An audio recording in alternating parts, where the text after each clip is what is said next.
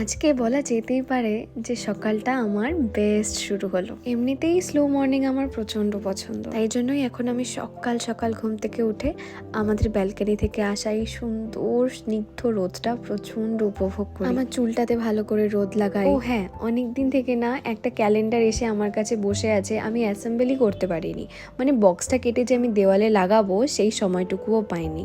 তাই আজকে slow morning এর শুরুটা আমি ক্যালেন্ডার লাগানো দিয়ে করলাম। দেখতে দেখতে 2026-এরও কতগুলো দিন কেটে যাচ্ছে বলো। আরবান ফ্লিকার নামে যে ইনস্টাগ্রাম পেজ আছে, সেখান থেকে আমার কাছে কিছু সেন্টেড ক্যান্ডেলস এসেছে। এই বাথ সল্টটা দিয়ে একদিন স্নান করেছি, এত ভালো।